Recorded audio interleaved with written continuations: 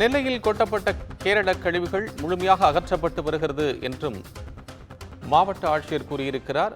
தொடர்பான விவரங்களை நமக்கு தருவதற்காக செய்தியாளர் சிவகுமார் இணைப்பில். சிவகுமார், இப்போ அந்த ஆட்சியர் தந்திருக்கக்கூடிய அந்த அறிவிப்பு என்ன, அவர் சொல்லியிருக்கக்கூடிய எச்சரிக்கை என்ன, தொடர்பான விவரம் சொல்லுங்கள்.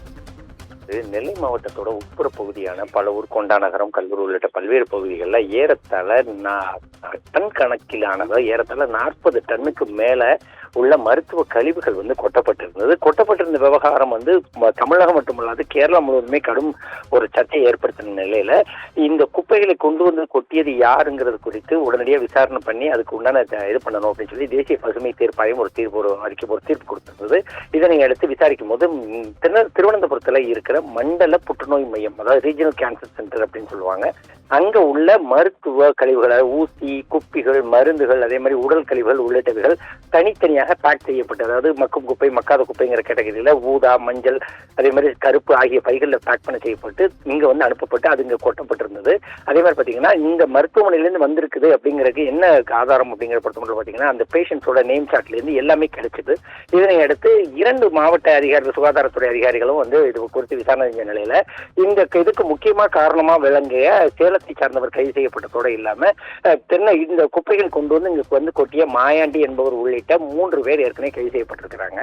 அதோட குப்பைகளை இன்னைக்கு 15 லாரிகள், அதாவது 11 லாரிகள் மூலம் அந்த மருத்துவ குப்பைகளை இங்க இருந்து அள்ளி திரும்ப இன்னைக்கு கேரளாவுக்கு கொண்டு போறாங்க. இதுல மொத்தம் 5 ஜேசிபிக்கள் இந்த பணியில ஈடுபட்டு இருக்குது.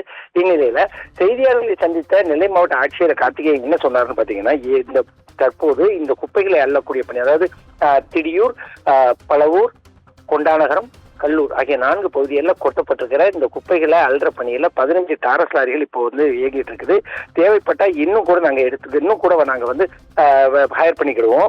அதே மாதிரி இந்த விவகாரத்துல இதுவரைக்கும் 3 பேரை கைது செஞ்சிருக்கிறோம். மேலும் விசாரணை பண்ணிட்டு இருக்கிறோம். இதுக்கு மேலேயும் மாவட்டத்துக்குள்ள எங்கேயாவது இந்த மாதிரி மருத்துவ கழிவுகளை கொண்டு வெளியில் உள்ள மருத்துவ கழிவுகளை கொண்டு கொட்டும் அவர்கள் மீது கடுமையான நடவடிக்கை எடுக்கப்படும்.